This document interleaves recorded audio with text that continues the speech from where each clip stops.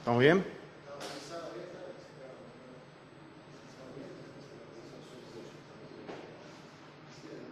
Bueno, perfecto. Bueno, bienvenidos a todos. Bueno, muchas gracias para la gente que está sumándose ahí en el Zoom. Vamos a arrancar hoy con la primera reunión científica de la Asociación Argentina de Traumatología del Deporte. Decidimos tomar un tema que, bueno, para nosotros muchas veces es un dolor de cabeza cuando tenemos un deportista con una tendinopatía rotuliana, especialmente si está involucrado en el alto rendimiento. Y bueno, buscamos tener una visión desde distintos puntos, desde el punto de la kinesiología, la traumatología deportiva, las terapias regenerativas. Y bueno, esperemos poder interactuar. Finalmente después vamos a presentar un caso problema para poder discutir y bueno, acá en casa poder sacar el máximo provecho a esta reunión científica. Bueno, vamos a comenzar con mi compañero que hicimos juntos la organización de esta reunión, con Emilio Cordinalesi, nuevo miembro de la comisión directiva de la Asociación Argentina de Traumatología del Deporte, que bueno, nos va a hablar de las ciencias básicas en la tendinopatía rotuliana, que creo que es por donde tenemos que empezar. Así que, Emi.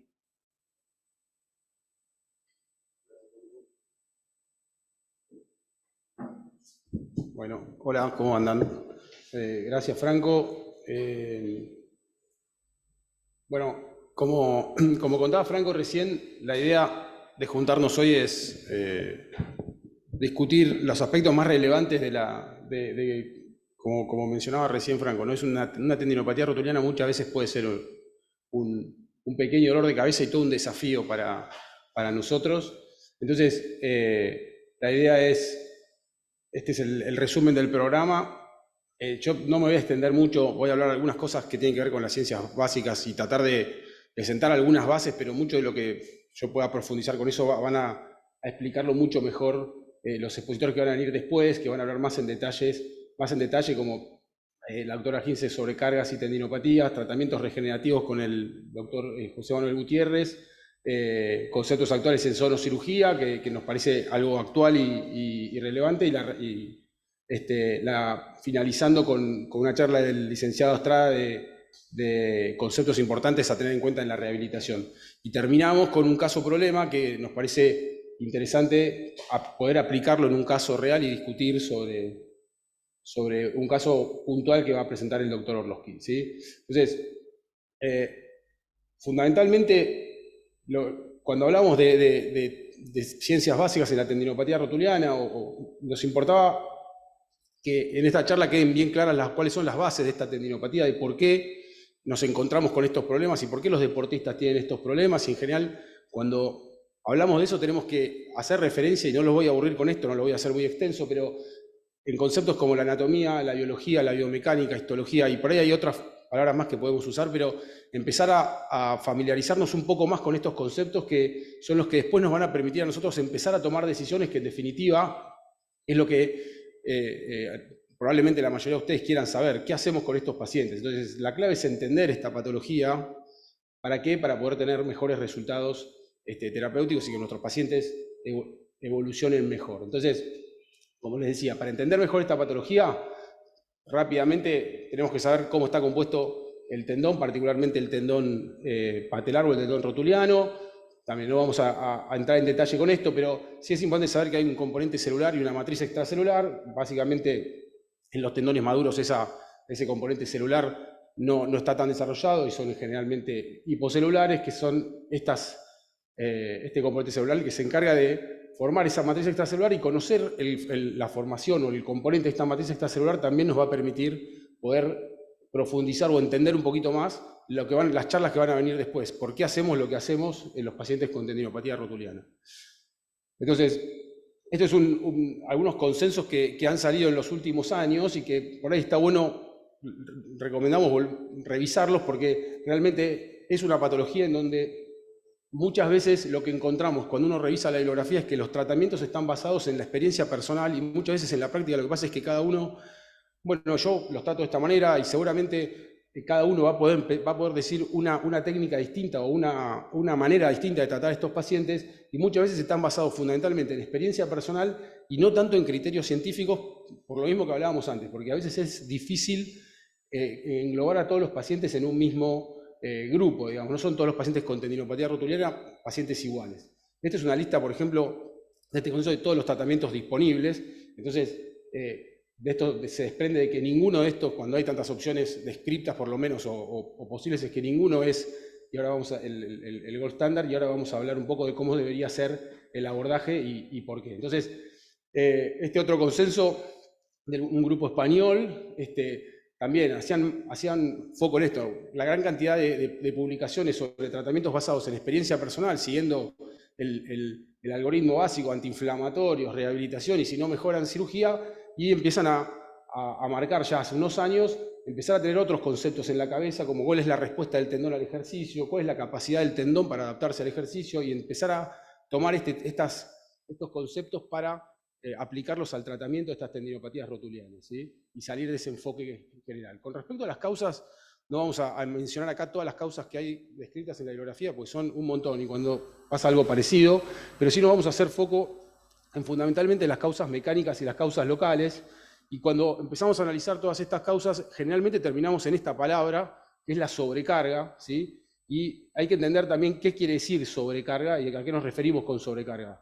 Porque también, y seguramente Sebastián nos va a contar después, y por ahí nos va a explicar mucho mejor, las alteraciones, cómo podemos tener en cuenta esas alteraciones del balance biomecánico, del balance mecánico de no solamente el tendón, no solamente de la rodilla, sino del paciente en general, nos pueden llevar a esta sobrecarga y nos pueden generar esta tendinopatía rotuliana. Entonces empezar a entender que esta patología, a veces tenemos que sacar el ojo solamente de la rodilla y empezar a mirar un poquito más panorámico para poder entender lo básico y lo que está pasando en un paciente con una tendinopatía rotuliana. Entonces, esta alteración del balance mecánico, por ejemplo, genera ante una contracción excéntrica que se concentre fuerza de tracción, y esto genera, por ejemplo, como se ve en esta imagen, una tendinopatía de la cara ventral del tendón rotuliano. Ahora vamos a ver con un ejemplo práctico en 2 minutos de por qué no son todas las tendinopatías rotulianas lo mismo, y ni hablar de algo que por ahí uno puede...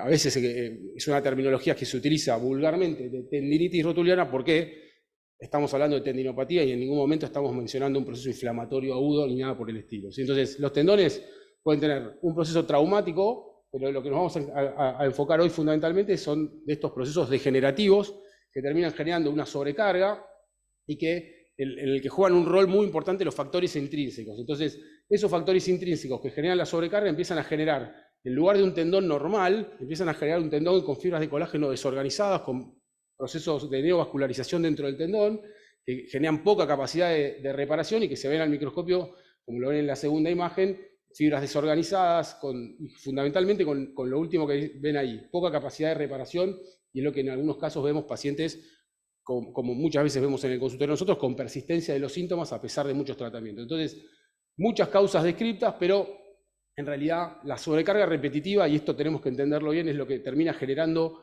la tendinopatía rotuliana. Y de nuevo, insistimos con esto, hay que entender a qué nos referimos con sobrecarga. Sobrecarga es tener en cuenta estos conceptos biomecánicos y cómo esos conceptos biomecánicos o esas alteraciones biomecánicas impactan en la microscopía del tendón o en la histología o en la anatomía del tendón para empezar a generar la sintomatología que vemos. En general, esa carga repetitiva, como mostramos recién en la resonancia, es en la porción posterior del tercio proximal del tendón rotuliano, y en general las fuerzas se concentran en un punto medio que está en el centro de rotación de la rodilla y el tendón rotuliano.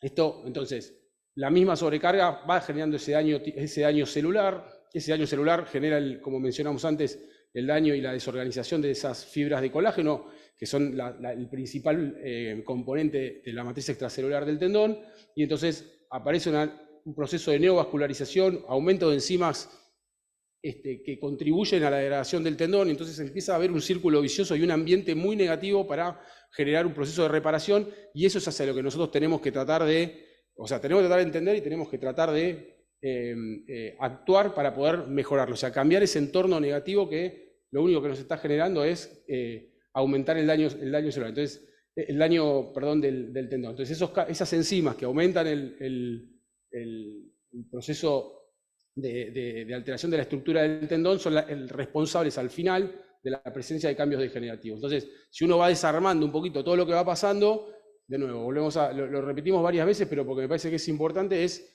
bueno, lo que va a venir, las charlas que van a venir ahora, ¿por qué están organizadas así? Bueno, justamente porque van a alterar este entorno nocivo para el tendón. Entonces, hay que entender en este consenso español que mostrábamos antes, también uno puede describir la tendinopatía como en etapa aguda y crónica.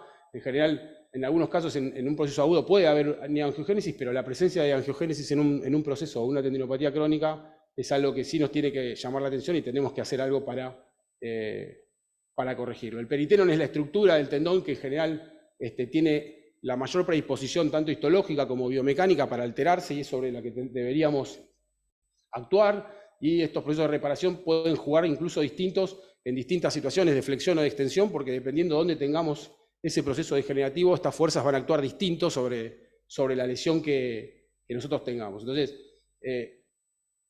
poniendo un ejemplo, nosotros podemos tener esta resonancia de un paciente con una tendinopatía rotuliana, como mostrábamos antes, en la cara ventral del tendón, en la inserción rotuliana, y que si es una lesión que comenzó, un paciente que no tiene ningún cambio sistémico y que no era ninguna de las causas de tendinopatía general que hablábamos antes, es un paciente que está bien, con un buen eje y bien alineado, que tiene un comienzo brusco, de corta evolución, menos de 8 semanas, que tiene un dolor profundo, con presencia de áreas de vascularización y sin presencia de áreas degenerativas, con un dolor bien típico como el que vemos ahí en la porción proximal de la inserción del tendón rotuliano, uno podría decir que estamos ante un proceso o una lesión parcial en fase de recuperación, y lo que deberíamos hacer, y esto no vamos a entrar en detalle ahora, pero es acompañar el proceso, pero tomar una conducta en función de lo que biológicamente está pasando en ese tendón.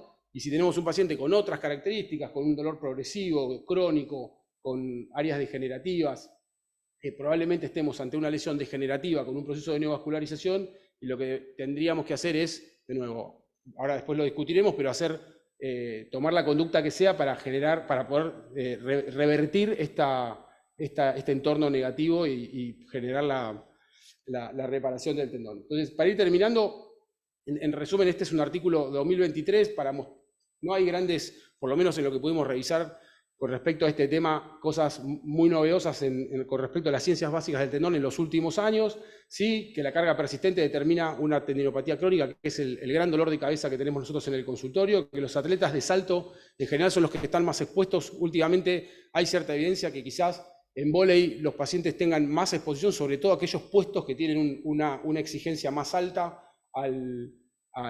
o tengan que hacer actividades de salto repetitivas más que en otros puestos, no tanto en básquet, no se vio esa relación en básquet.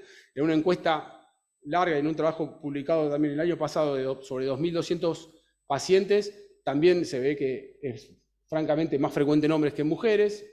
Y como concepto para investigar, este es un trabajo que me pareció interesante para mostrar. Algunos autores proponen que cuando hay un menor arma, son unas mediciones que se toman, el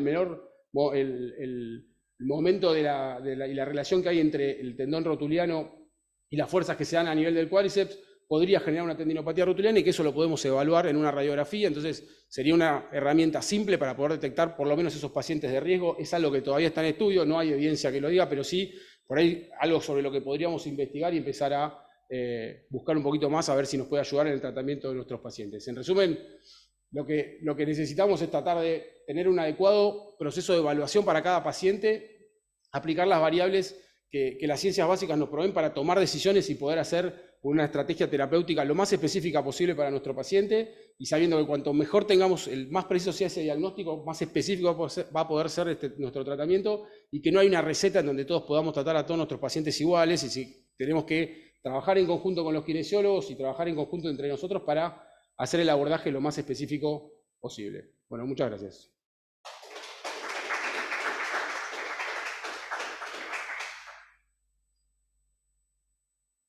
Bueno, ahora seguimos con vos. Alejandra Gil nos va a hablar sobre cargas y tendinopatías. Mejor prevenir que curar, yo contestarlo vos después, pero ya sabemos la respuesta. Vamos a poner nuestro reloj para no pasarnos. Así que bueno, primero que todo, gracias por la invitación. Yo no soy traumatóloga, soy médica deportóloga y vengo de la clínica, con lo cual estar acá para mí es un lujo asiático. Me encanta poder entender, a ver si ahí empezamos con la presentación. Después me descuentan estos minutos, ¿sí? Lo saben. Así que la idea de esta charla de decir mejor prevenir que curar es una gran obviedad, pero en verdad tenemos 3 problemas. El problema 1 es que no pase, el problema 2 es si pasa, cómo lo curamos, y para eso estamos hoy, pero el problema mayor de los deportólogos y deportólogas es que no vuelva, porque el gran conflicto que tenemos con este tipo de corredores que les gusta correr mucho, que hacen 42, 110 kilómetros, y digo corredores porque es habitualmente lo que más me gusta ver y donde más, aparte de vóley, básquet, saltadores, etcétera, subimos y bajamos, tal vez, si vivimos en Buenos Aires, 350 veces una cuadra de 100 metros en asfalto. ¿Con qué criterio? Pero bueno, es lo único que tenemos y tenemos que correr montaña y entrenar en Buenos Aires. Así que en ese sentido es una población que me pareció divertida hoy empezar a decir ¿qué hago para correr mucho? Para meter 150 kilómetros semanales, porque quiero correr 110, 24 horas seguidas y no tener una tendinopatía. Entonces, el gran conflicto de esto es lo que recién dijimos y creo que se va a repetir muchas veces el día de hoy, dejar de hacer este cambio de paradigma que ya está en camino, que ya es claro, creo que por eso hoy estamos acá, y dejar de ver una rodilla, sino tratar de ver un contexto.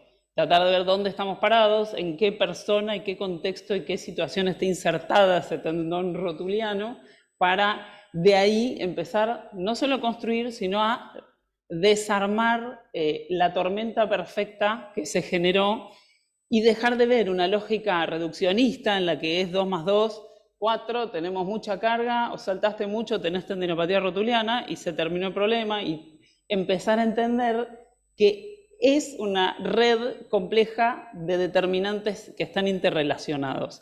Y cada persona es un mundo. Recién decía justamente el doctor Conialdesi cuando decía, tenemos cada tendinopatía está insertada en una persona, y esa persona, si no desarmamos lo que nos llevó, no hay forma de poder lograr que vuelva a tener el nivel de entrenamiento que quería. O entrenamiento, o competencia, o como quiera, aunque sea lo más amateur posible, es un punto que hay que tener en cuenta también. Y esta lógica de ver una cosa compleja, o sea, no reduccionista, lo que nos hace pensar es que no son factores de riesgo lo que nos lleva a una tendinopatía crónica. Lo que son es un patrón de riesgo. El patrón de riesgo, cuando dejamos de ver factores, dejamos de ver cosas causa-consecuencia, sino que empezamos a ver un ecosistema. Y esa es la lógica de la visión clínica del deportólogo o la deportóloga que ve ecosistemas. Ese ecosistema hay que desarmarlo y lleva tiempo, y lleva mucho tiempo en el consultorio desarmar un ecosistema, porque quieras o no estás hablando de hábitos. Y el gran problema es que esa tormenta perfecta donde el paciente viene y te dice, ¿qué hice mal? O sea, ¿por qué tengo esta tortura china? ¿Por qué cada vez que quiero hacer un paso me duele? Cuando duermo me duele, cuando bajo de la cama me duele. Básicamente es porque hiciste algo, muy poquita cantidad de muchos factores al mismo tiempo. Y se armó la tormenta perfecta y siempre es multifactorial. Entonces, entendiendo que estas patologías siempre son multifactoriales, tenemos que ver desde el contexto que decíamos recién, cuál es su biomecánica y la conducta de la persona. Porque si entendemos que un atleta, corredor, rugbyer, voleibolista, lo que sea, a pesar del dolor, sigue corriendo, y a pesar de tener un tendón arrosariado, digamos, aquiliano, o una tendinopatía que realmente el que tuvo una tendinopatía levante la mano y diga cuántas veces te da ganas de ir a correr con ese dolor que es un cuchillazo en la rodilla, y sin embargo se ponen las zapatillas y se van a correr igual. ¿Y por qué? Porque es la psicología del atleta que corre mucho, y esa psicología también hay que abordarla. Hay que entender que esa conducta hay que darle un tiempo para desenmarañarla, porque si no, más allá de la genética que tenga, que puede ser buena o mala, lo que va a determinar esa genética va a ser la epigenética, que es la conducta con la que todos los días nos movemos. Y llegamos a las 5 de la mañana, el día de la carrera, después de muchos kilómetros de entrenamiento, y a las 5 de la mañana lo primero que yo pensé es, bueno, ¿logré prevenir la sobrecarga para que en este momento no me duela nada? Y era difícil de definir, pero me iba a definir cómo le iba a pasar en esa carrera, y que duró 10 horas seguidas, día de lluvia, obviamente, llovía antes de largar, no podía pasar de otra manera. Y todos esos factores intrínsecos y extrínsecos que me generaban un patrón de riesgo es lo que tengo que ver desde el momento del evento desencadenante para atrás. Hoy estoy en el evento desencadenante, estaba por largar la carrera, pero generalmente después del evento desencadenante es cuando caen los pacientes, y después de la media maratón que se corre ahora, y la maratón es cuando empieza el aluvión de pacientes con tendinopatías. El problema no es ahí. No es en el evento desencadenante, son los 4, 5, 7 o 10 meses previos. Y el gran problema es que los factores intrínsecos y extrínsecos de esa persona se combinaron de una manera equivocada y se sostuvieron en el tiempo. Entonces, lo que decías recién, desde que sexo masculino tiene mayor prevalencia, que ese pequeño sobrepeso que lo deja correr pero tiene 5 o 7 kilos de más, que hay alguna alteración en la dismetría de las actividades y el ángulo rotuliano, y vaya uno a saber cuántos factores intrínsecos o extrínsecos se vayan combinando de manera perfecta para que cuando termina la carrera se quiere morir. Y ahí es donde nosotros nos sentamos adelante y decimos, bueno, ¿qué hacemos con tu rodilla? Y hay un problema porque es quién tiene estas tendinopatías. Hay un estudio interesante donde justamente ve en las lesiones de sobreuso en corredores, y 5 de cada 10 corredores de fondo veteranos tuvieron una tendinopatía en miembros inferiores. O sea, estamos hablando de la mitad de la gente que corre y que tiene una cierta cantidad de años. O sea, es un volumen enorme. Por eso el dolor de cabeza en el consultorio.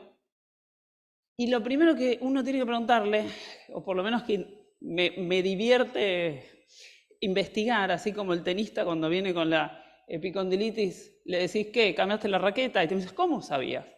Esto es lo mismo, ¿aumentaste el volumen demasiado rápido de entrenamiento? ¿Corres muchos más kilómetros? No, para nada, dame el reloj. Saca el teléfono, mostrame el Garmin. ¿Y cómo? No sé, mostrame el último criterio, digamos, el último secuencia del relojito, los últimos meses.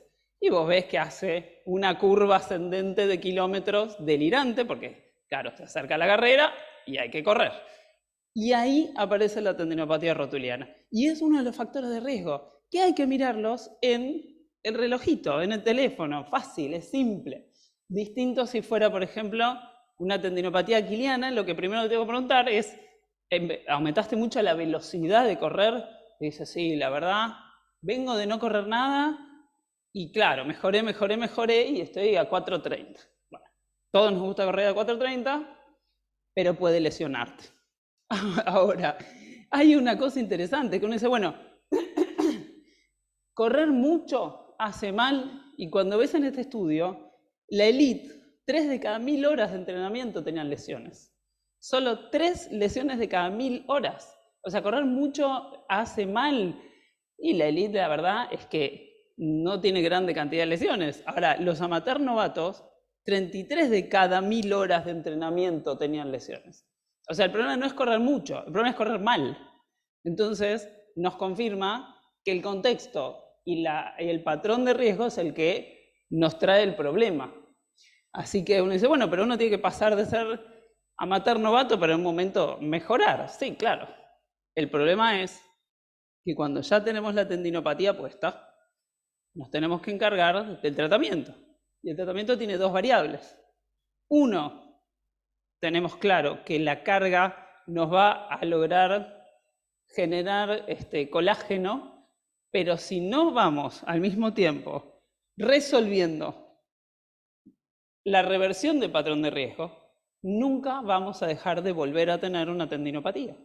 Entonces, mientras trabajamos con el kinesiólogo generándole carga a ese tendón, lo que vamos a tener que hacer es hablarle y hablarle y hablarle para que por favor revierta sus hábitos y sus patrones de riesgo. Si no, lo único que va a hacer es decir, pero me vuelve a doler. vuelvo a correr y me vuelve a doler. Ahora bien, ya sabemos que la carga es buena para generar colágeno en ese tendón, pero la pregunta es si el tendón sano versus el tendón enfermo responden igual ante la carga. Y una manera de estudiar, digamos, tendones sanos es ver cómo pierden colágeno gracias al envejecimiento y cómo ganan colágeno gracias, gana, digamos, propiedades mecánicas, para decirlo mejor, gracias al entrenamiento de carga. Y este estudio, que es súper interesante, que teníamos en la diapositiva anterior, la cita, sí nos dice que la píldora de la juventud existe. Y esta es la parte donde yo empiezo como deportóloga a evangelizar la carga y la fuerza, ¿no? Y encima cada vez más está claro esto, donde vos tenés que digamos, que mejoran mucho más las propiedades mecánicas de un tendón cuando las cargas son pesadas con respecto a las moderadas y a no entrenar, obviamente. ¿Qué es pesado y qué es moderado? Pesado es, en este estudio, un RM, o sea, 90% de un RM. ¿Sí? Pesado es realmente pesado. Y moderado es 55% de un RM. Y es un estudio a 12 meses. O sea, realmente estamos hablando que se recomienda cargas pesadas a largo tiempo, ¿sí? Adaptado a cada persona, un RM a sí mismo, en adultos mayores. Entonces, quiere decir que entrenar pesado es mucho mejor que entrenar más o menos y que no entrenar. Sobre todo, esto estamos hablando de tendones sanos. Ahora bien, momento de evangelización, si no hacen todavía, empecemos a hacer fuerza. Ahora bien, el manejo de las cargas en tendones enfermos aparentemente no es tan igual, porque mismo protocolo, un RM, agarramos cargas pesadas, un 90%, cargas moderadas, 55%, y durante 12 meses, o sea, la verdad un protocolo súper parecido, incomparable, y lo que se evidenció es que no hay un efecto superior de una carga pesada sobre una moderada. Y este segundo estudio que ven acá abajo, que es del American Journal of Sport Medicine, que es del 21, lo que tenemos es que justamente dice exactamente lo mismo, aunque este segundo estudio fueron 12 semanas y a largo plazo 52 semanas. No fue tan largo en el tiempo, pero encontró exactamente lo mismo. Con lo cual, el régimen de ejercicio, esa carga, va a ser la que mejor se adapte al paciente. O sea que no hay excusa. En un tendón enfermo, ni siquiera necesitamos cargas altas. Con cargas moderadas se logra el mismo efecto. Así que no hay causa por la que no hacer carga a un tendón, ¿sí? Es más simple todavía. Con lo cual, la falta de diferencia entre la carga pesada y la moderada nos dice que el tendón lesionado no responde igual que el tendón sano. Pero a mi criterio es más fácil de tratar. Así que la idea de todo esto es poder lograr terminar con una sonrisa una carrera larga y poder tener ganas cuando uno vuelve del viaje o termina la competencia de seguir entrenando al día siguiente, o por lo menos démosle una semanita de descanso a ese tendón, pero por lo menos que uno tenga ganas de seguir entrenando. Así que gracias por la invitación y seguimos con el próximo.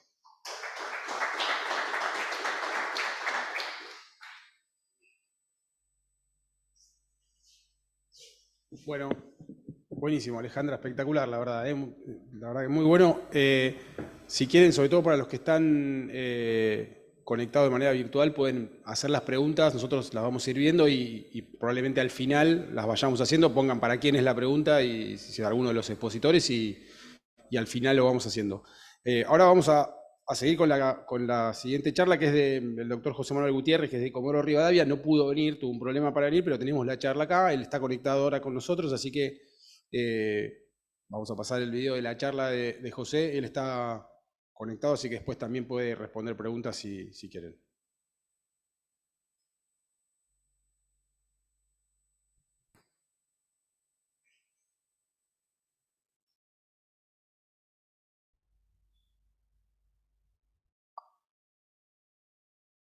Buenas tardes, soy el doctor José Manuel Gutiérrez, médico traumatólogo.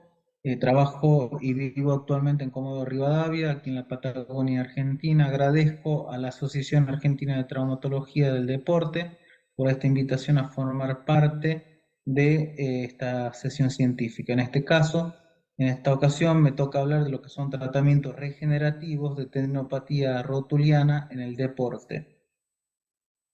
La tendinopatía rotuliana o rodilla del saltador, llamada así por su alta prevalencia, ¿sí? Donde en los deportistas de élite de otros deportes se va a dar en un 14%, en los deportistas basquetbolistas en un 32% casi, y en el vóley se va a dar por arriba del 44%, siendo estos dos últimos precisamente de mayor carga para el tendón, que su principal gesto deportivo es el salto, lo que lleva a un mayor uso y una mayor sobrecarga. Está estudiado ya que el uso excesivo y la sobrecarga son los que van a llevar a la tendinopatía reactiva, y esta tendinopatía reactiva, si sigue avanzando, va a ir a lo que es una falla de la cicatrización, y esta falla de la cicatrización llevará hacia una tendinopatía degenerativa con una degeneración del tendón mismo. Así también está estudiado que la optimización de las cargas nos pueden llevar a la curación de esta patología, y haciendo también retrotraer a la patología a niveles anteriores, ¿sí? Ya sea llevándolo de una tendinopatía reactiva a un tendón normal. Todo esto si podemos llegar a adaptar las cargas. Y otra cosa también estudiada es el tema de que la descarga del tendón no es que lo cura, al contrario, puede generar un cambio de la estructura y enfermarlo más. Va a ser básico en el tratamiento de lo que es y de vital importancia los ejercicios excéntricos, sobre todo en todo lo que son las rehabilitaciones, porque van a ser lo que nos van a ayudar a readaptar el gesto deportivo y a adaptar la fuerza del tendón. La carga cíclica y progresiva es el camino de la curación del tendón. Esta puede ser lenta, compleja y dolorosa, pero hay que entender que es la forma.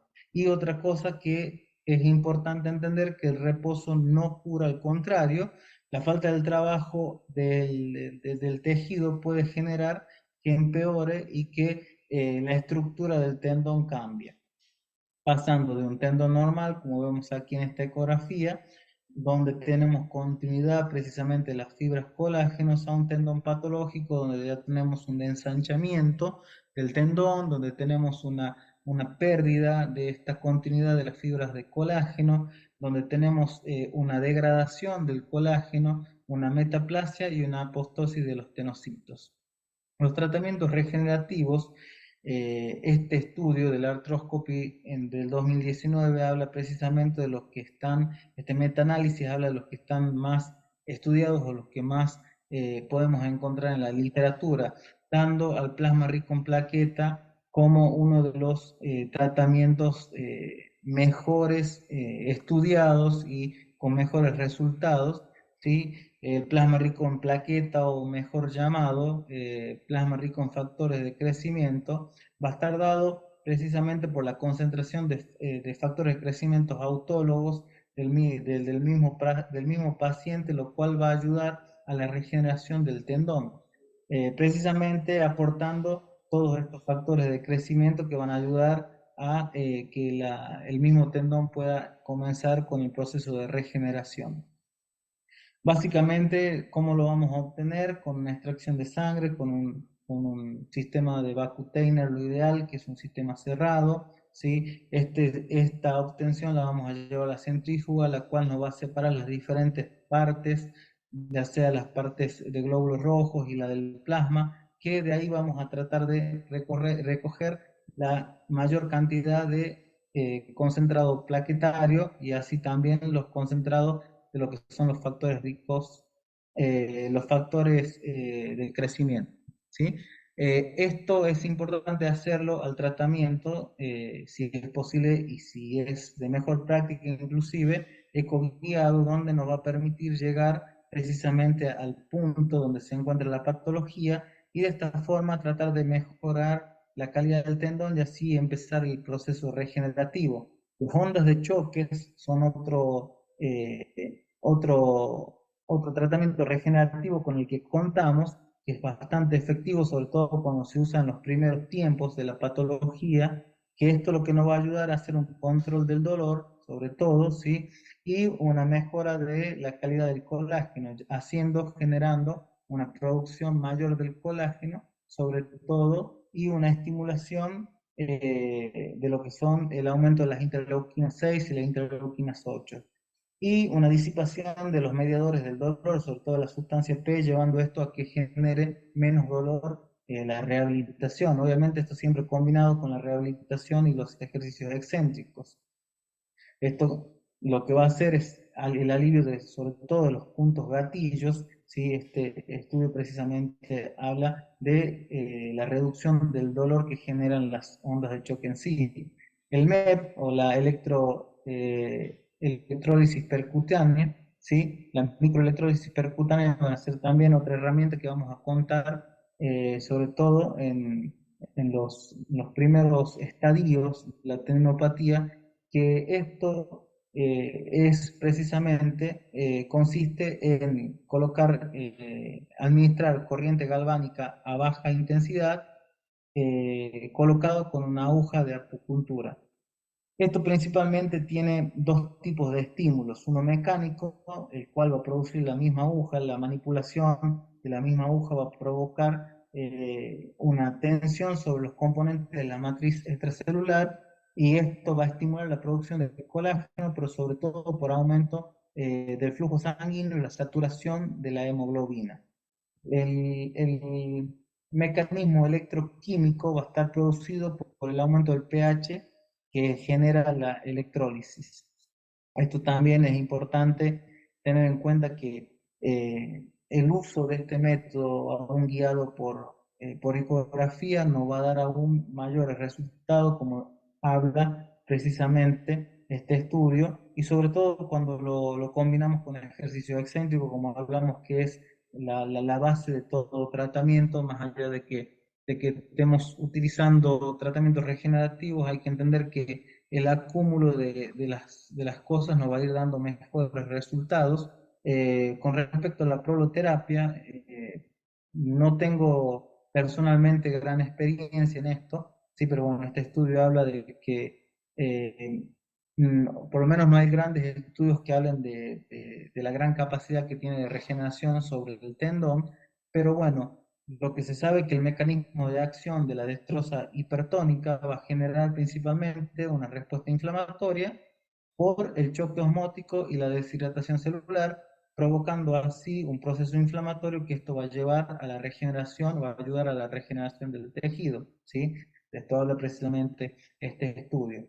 Un punto y aparte para algo que promete mucho y sobre todo que cada vez se está demostrando mejores resultados, que son las células madres mesenquimales, que por su gran potencial que tienen de diferenciación celular y sus funciones parácrinas, y también por secreciones de moléculas biológicamente activas, como son los exosomas, las citoquinas y los factores de crecimiento, van a favorecer a la regeneración del tendón, ya sea la cicatrización eficaz de este, permitiendo organizar mejor la matriz celular, sobre todo por la producción de lo que es el colágeno tipo 1.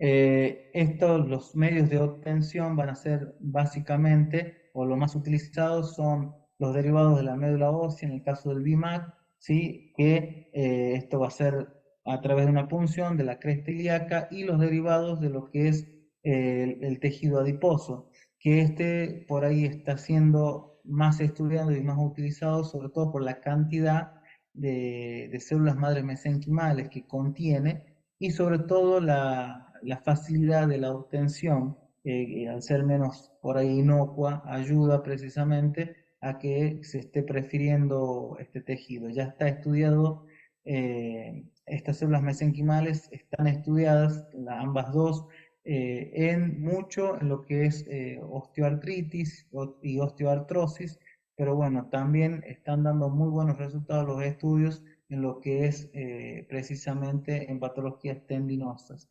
Este estudio nuevo habla precisamente de esto, de lo que estamos hablando, de lo que son las células mesenquimales, las células madres mesenquimales. Bueno, en este día terminamos con esta frase del general San Martín, que dice: la conciencia es el mejor juez que tiene un hombre de bien. Así que creo que tenemos que siempre aplicar estos tratamientos conscientemente, preparándonos, sobre todo formándonos y sabiendo que cuanto más herramientas podamos tener es mejor para nuestros pacientes y para nuestra práctica médica. Y sobre todo creo que es la medicina del hoy y creo que del futuro también es la medicina regenerativa que nos va a seguir dando muchas herramientas para poder mejorar la calidad de vida de nuestros pacientes. Muchas gracias.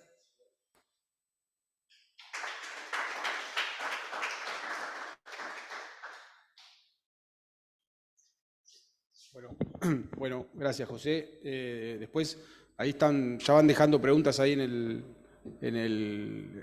la transmisión, así que las vamos viendo, las estamos viendo todas, después las vamos a dejar al final y vamos a ir tratando de evacuar una por una. ¿Sí? Así que sigan haciendo las preguntas que tengan ahí y ahora vamos a seguir con la charla del doctor Ferran Abad, que bueno, por una cuestión de horario es difícil que pueda estar conectado ahora, así que tenemos también la charla grabada para este encuentro y bueno, no va a estar disponible para las preguntas, pero el doctor Abad está, bueno, para los que no lo conocen, está en España ahora, está en Barcelona, entonces no, es muy difícil poder tenerlo a este horario, pero bueno, gentilmente se prestó para poder participar y brindarnos su experiencia con un tema que es, digamos, bastante, digamos, actual y novedoso, que es la sonocirugía en tendinopatías rotulianas. Así que...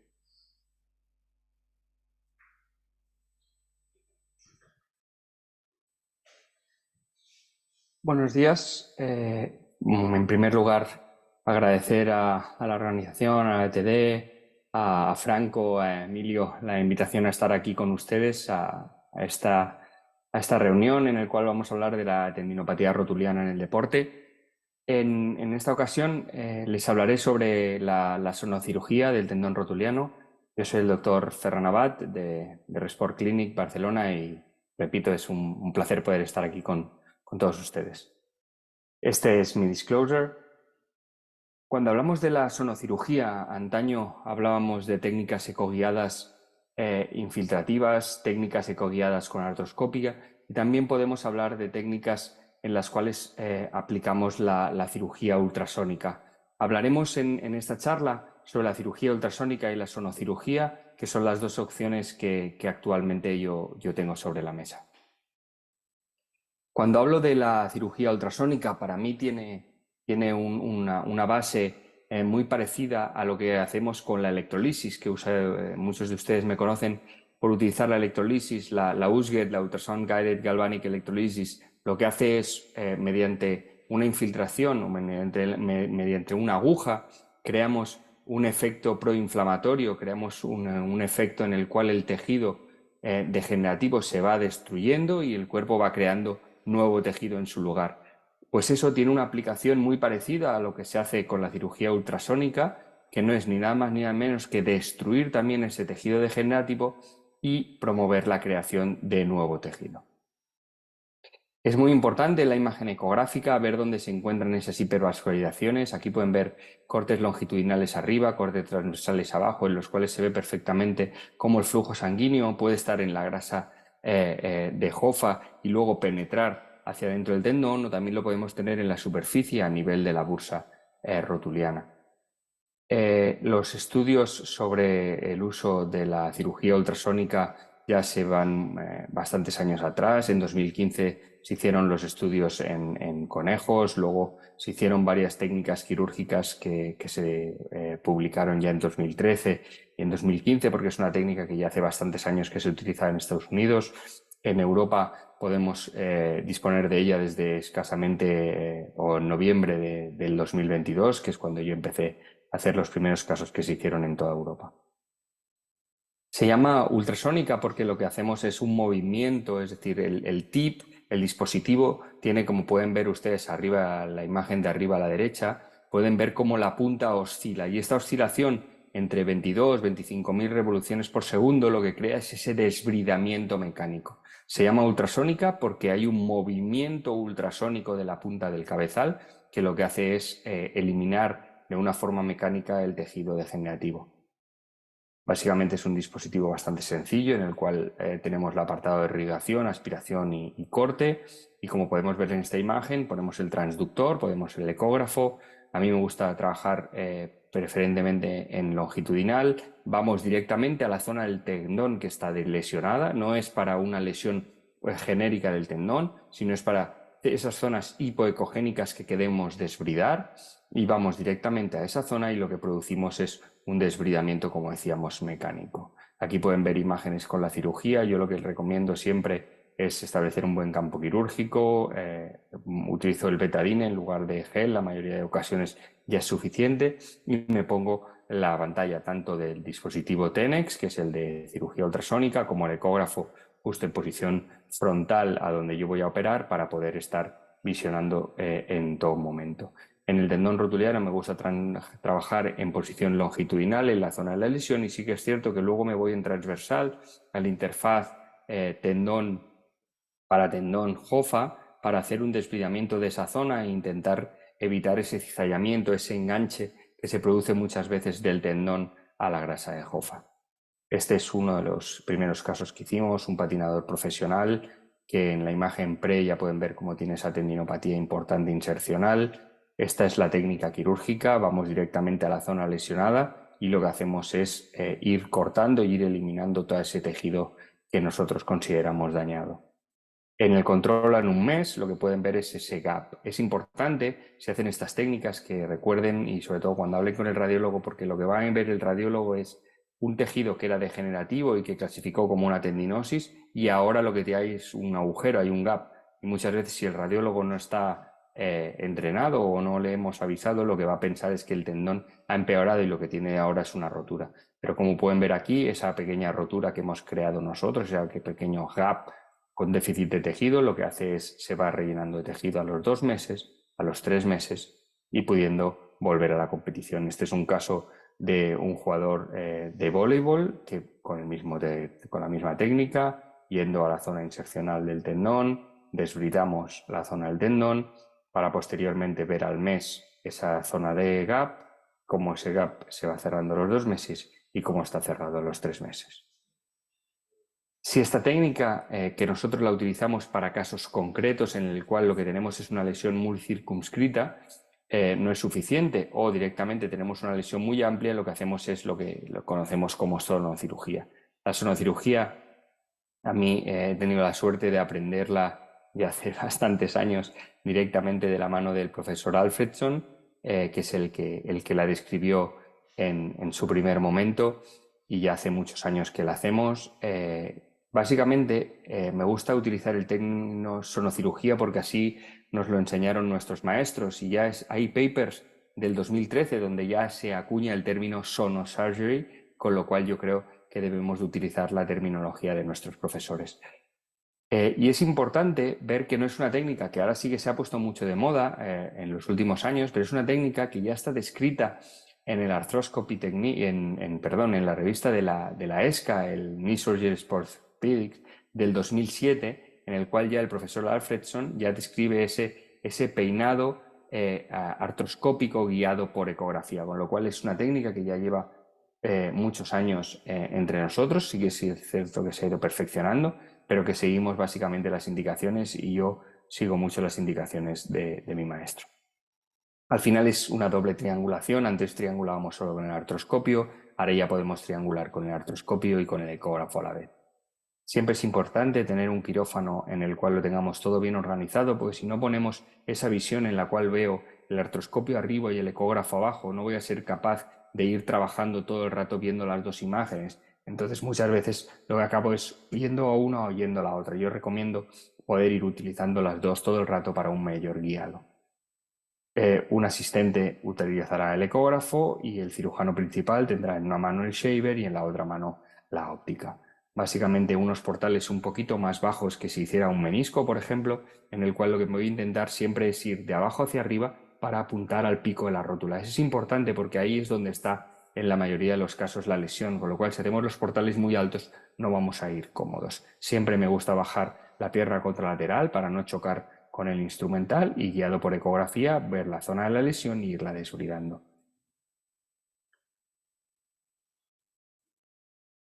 ¿Qué intentamos hacer? Pues lo que intentamos hacer es un efecto 360, es decir, intentamos trabajar sobre la zona de lesión del tejido. Como ven en la parte superior de la imagen, lo que tenemos ahí es una rotura en la cual nosotros incluso podemos entrar con el shaver, podemos entrar con el palpador y vamos a tocar toda esa zona de tejido que está lesionado.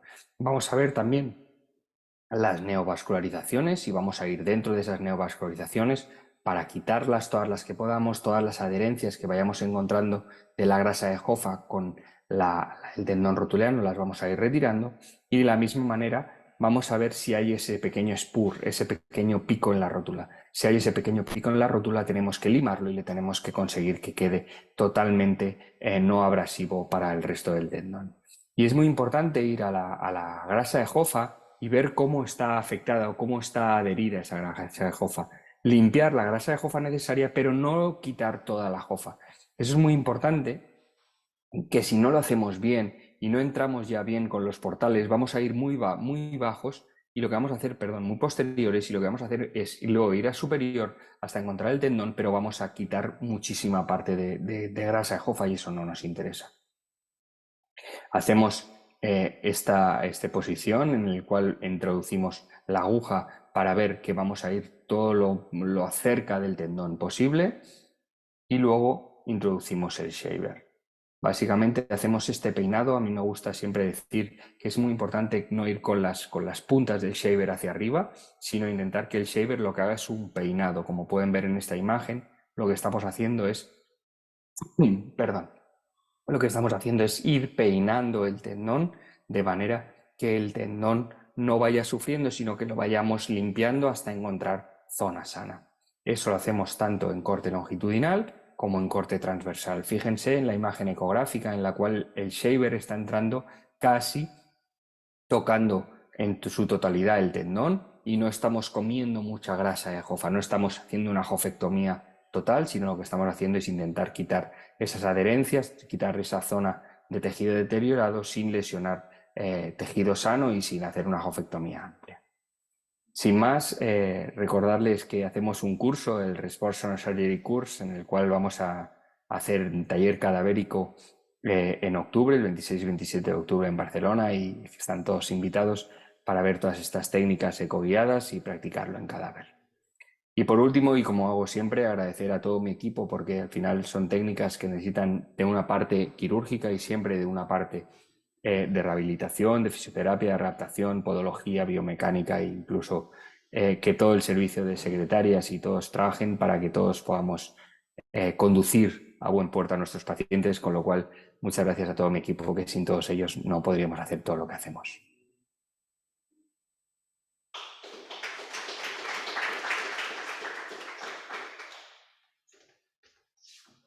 Bueno, muy interesante, la verdad que muy buena la presentación del doctor Abad y gracias de nuevo.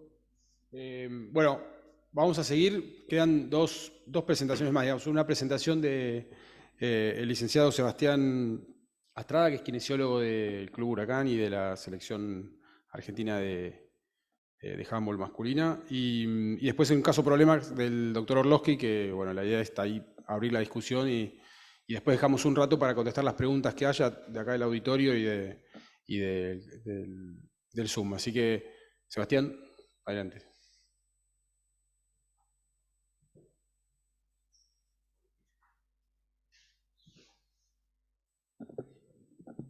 Bueno.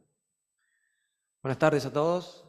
Muchas gracias a la asociación por la invitación. ¿Sí? Soy representante de la ACAE, así que bueno, vamos a tratar de darle la parte kinésica al tratamiento de la tendinopatía que tanto nos da dolor de cabeza.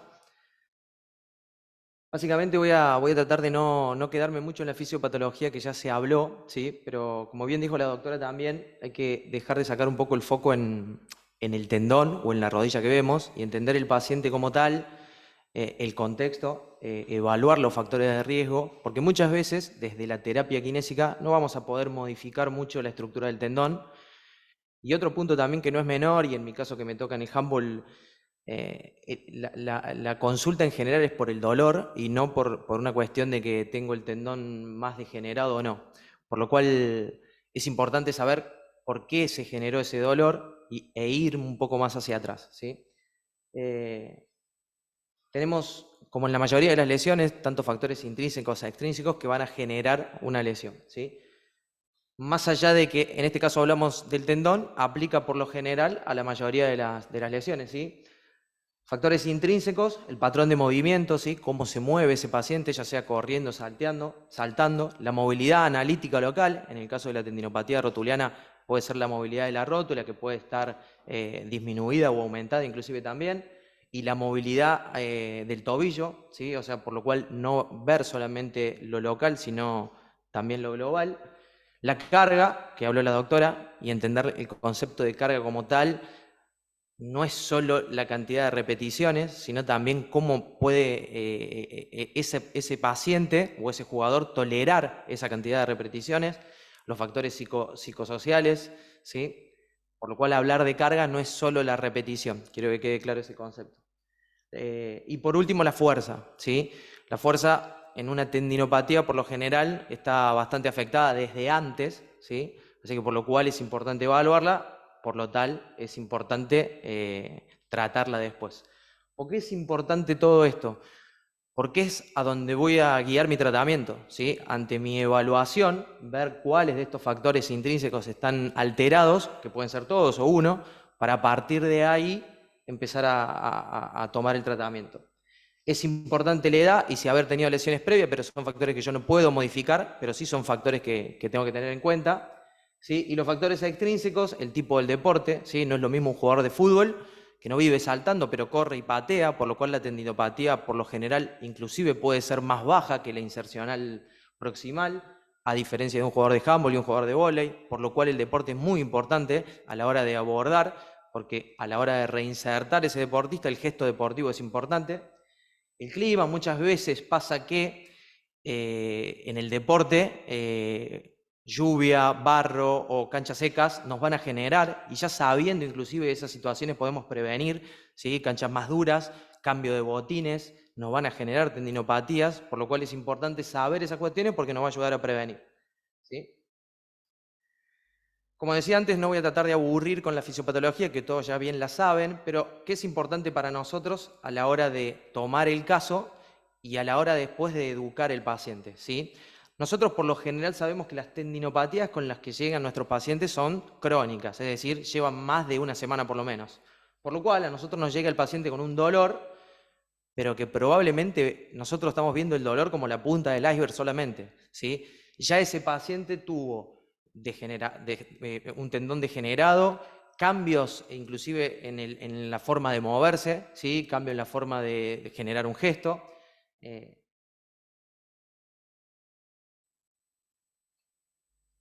Y como bien decía la doctora, y volviendo al caso de los factores de riesgo, todas esas cuestiones de fuerza, control motor y demás son las que van a llevar a que ese tendón termine generando una patología, ¿sí?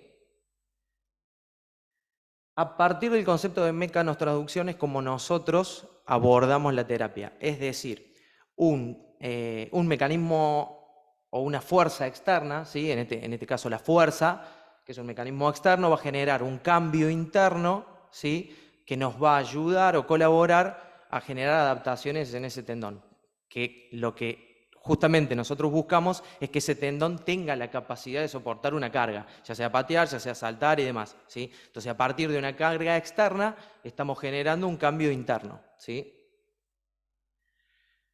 Otro concepto que no es menor, que es el entrenamiento del tendón a partir de la neuroplasticidad, es decir, generar cambios en el patrón motor que va a generar la no irritación o la no o generar que el gesto lesivo que estaba generando justamente esa lesión se corra y generar nuevos mecanismos de movimiento, ¿sí?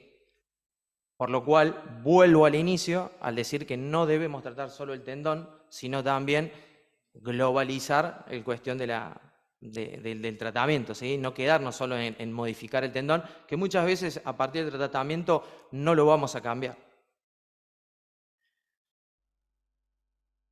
¿Qué tipo de terapias usamos nosotros a partir de la evidencia científica, ¿sí? Cuando tenemos patologías reactivas o esas tendinopatías que son de 2 o 3 días y que tiene que ver con el cambio de superficie y demás, que son esas patologías agudas, está recomendado a partir de la evidencia los ejercicios isométricos y atacar justamente estos factores de riesgo, ¿sí? Probablemente es bajar un poquito la carga, generar ejercicios isométricos, que ya vamos a ver cuáles son, para bajar el dolor y desensibilizar ese paciente, ¿sí? Cuando ya hablamos de un tendón que la reparación fracasó, por decirlo de alguna forma, tenemos que ir un poco más, por lo cual el tratamiento nos va a llevar mucho más tiempo, y eso es importante también decírselo al paciente, tanto ustedes cuando les toca la primer consulta como médico, entender que va a llevar un tiempo modificar no solo lo crónico, sino todos esos patrones que el paciente modificó por dolor o por falta de adaptación del tendón, ¿sí? Isométricos, ejercicios de fuerza, ejercicios basados en contracciones de 2 a 3 segundos, sostenidas y demás, que ya vamos a ir viendo. Siempre debemos llevar al paciente hacia lo pliométrico, ¿sí? Hacia el salto, entendiendo que correr es saltar, por lo cual nuestro tratamiento debe ir basado o llevado hacia lo pliométrico, ¿sí? Cuando hablamos de un tendón totalmente degenerado, prácticamente es lo mismo, adaptando ciertos ángulos, pero siempre tratando de llevar al paciente que genere fuerza, ¿sí? Porque está comprobado que el paciente con una tendinopatía que tiene dolor, el mismo dolor inhibe la capacidad de hacer fuerza, ¿sí? Entonces, por lo cual no debemos indicar no hacer fuerza, sino buscar un ángulo que no genere dolor y a partir de ahí ir modificando la actividad, ¿sí? Que quede claro que es importante el trabajo de la fuerza. Vuelvo a lo mismo.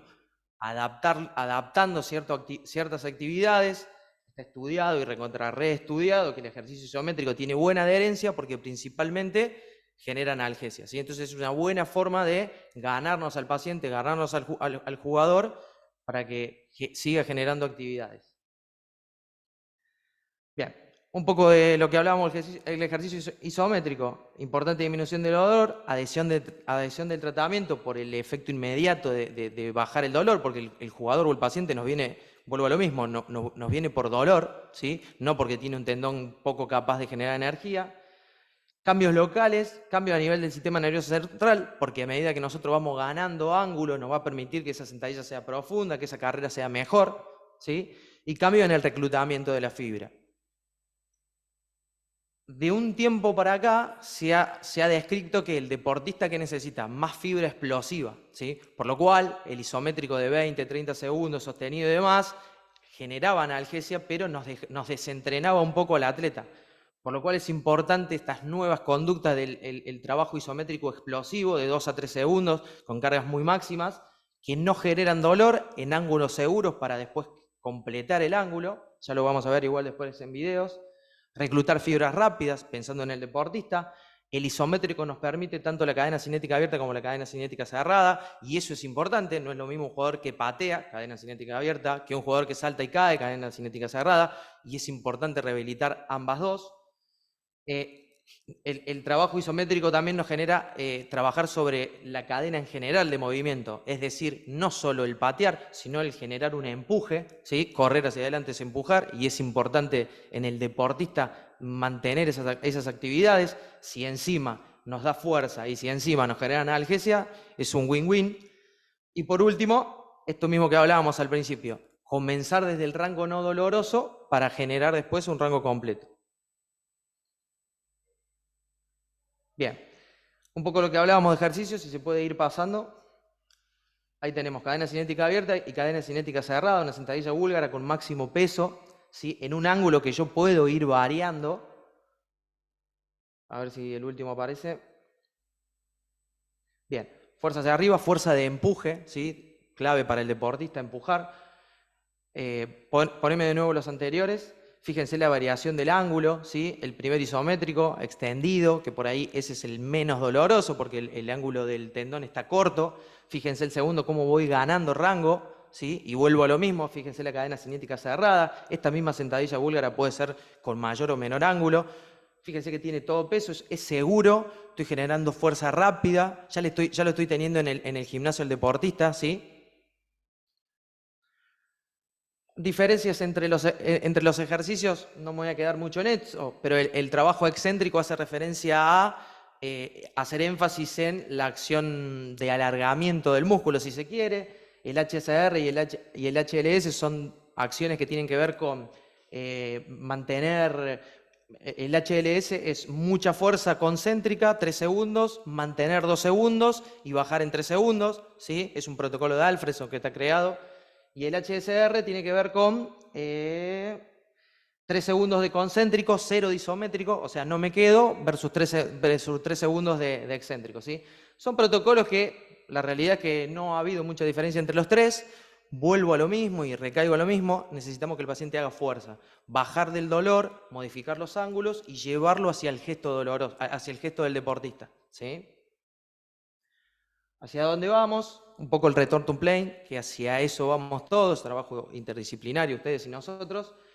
Por lo cual, nosotros tenemos un tendón lesionado, ¿sí? Vamos hacia lo isométrico, que nos va a generar un poco de analgesia y adherencia al tratamiento. Importante ir hacia lo funcional, un poco lo que hablábamos.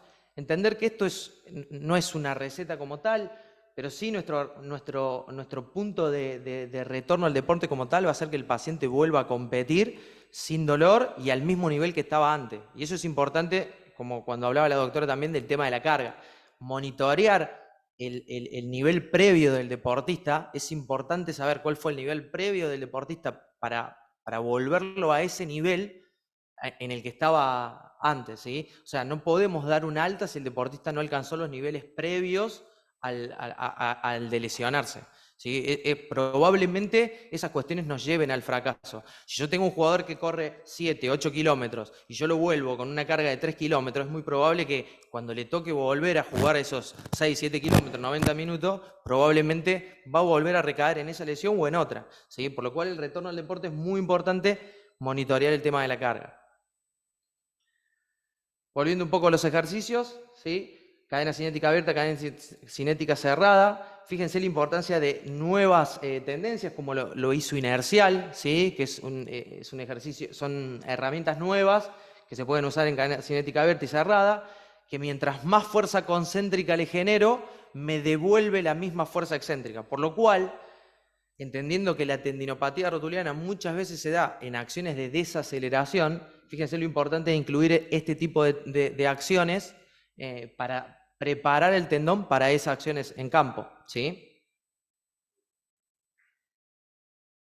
Cuando hablábamos un poco de incluir la cadena, muchas veces el control motor o la desalineación, si se quiere, del miembro inferior hace que el tendón trabaje de una forma errónea, ¿sí? Por ejemplo, el valgo dinámico puede hacer que el tendón trabaje de una forma en diagonal, si se quiere. Entonces, corregir no solo a nivel rodilla, sino arriba y abajo, cadera y tobillo. Incluir la cadena de funcionamiento en general, los patrones de empuje y demás, para llevar lo que hablábamos, la pliometría como punto de inicio al retorno deportivo, ¿sí? Es importante entender que un paciente que empieza con pliometría lleva un protocolo, ¿sí? No es lo mismo caer que impulsar, ¿sí? Fíjense lo importante de llevar un protocolo de primero impulso, ¿sí? Para después empezar a caer, ¿sí? Cuando empiezo el trabajo pliométrico, lleva un orden y no es solamente, bueno, empezar a saltar, ¿sí? Fíjense, primero impulsar con una pierna, empezar a aterrizar y luego, pensando que el deporte no es sagital, salvo alguno que otro, pero no conozco que el deporte es sagital, la importancia, se me clica en el último video, de trabajar el multiplano, ¿sí? Trabajar los cambios de direcciones con salto y demás, porque muchas veces ese es el factor desencadenante. Puedo poner a un jugador de fútbol solo correr sagital y cuando empieza a hacer cambio de direcciones generar un dolor nuevamente, ¿sí? Es importante en el proceso de recuperación tener una evaluación, ¿sí? Ir evaluando para ir pasando de etapas. No solo cuantitativamente, es decir, el nivel de fuerza que tiene, cuántos newton movió, cuántos saltos hizo, sino también cualitativamente. Fíjense que el primero y el segundo test son los mismos, pero fíjense cómo uno llega, poneme el primero y el segundo, cómo uno genera un patrón motor y cómo el otro Fíjense la poca capacidad de impulso que tiene. Probablemente en un test de 30 segundos los dos lleguen al mismo número, 25 saltos en 30 segundos, por dar un ejemplo. Pero fíjense el pobre control motor, que probablemente si yo me quedo solamente en el número, digo, bueno, le doy el alta con el número, pero ese paciente que no sabe propulsar y que tampoco sabe aterrizar, probablemente en 2 semanas lo tenga de nuevo conmigo, ¿sí? Hay, el protocolo de Bosco, que también es importante y está validado a una pierna y a 2 piernas, es importante eso, ¿sí? Y tratar de evaluar ambos miembros, y siempre es importante tratar de tener valores de referencia previos. Entender que en la educación del paciente, el tema de carga y recuperación, no solo como principio de entrenamiento, que tiene que ver que si nosotros no recuperamos, nunca vamos a poder darle carga a ese tendón, sino también como proceso de que el tendón debe adaptarse a esas cargas, entonces por lo cual es necesario entender que es necesario el reposo muchas veces, post-deporte y demás, ¿sí? Tomamos una medida por lo general, una escala EVA del dolor, ¿sí? A medida que va pasando el tratamiento, ¿en qué nos guiamos? Es que el dolor no supere al 5, ¿sí? Mientras realiza el ejercicio, ni a las 2 horas, ni al otro día, que no tenga rigidez el tendón, ¿sí? Y que al otro día no se levante ni con dolor ni con tendón. Eso ni con dolor ni con rigidez. Eso significa que ese tendón está respondiendo positivamente a la carga que le estamos dando, ¿sí? Si nosotros pasamos estos niveles, es muy probable que la recuperación fracase. Bien, vuelvo a lo mismo de los factores intrínsecos y extrínsecos. ¿Por qué?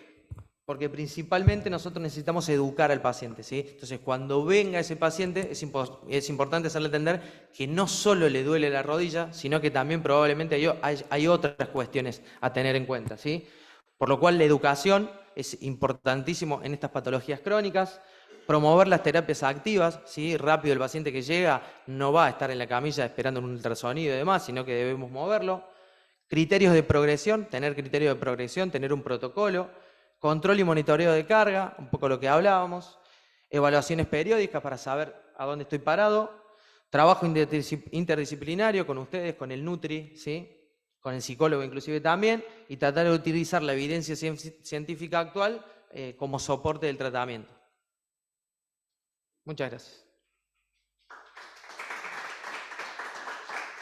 Sebastián, muy buena tu aporte, la verdad que brillante.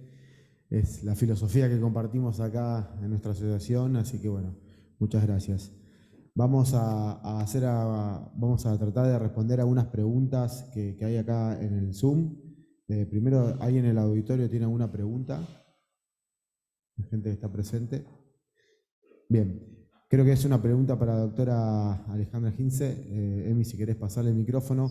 Nos preguntan qué evidencia hay sobre la utilización del colágeno, la vitamina C, la vitamina D como suplementos o otras cosas que usted tenga experiencia y evidencia para el tratamiento en las tendinopatías.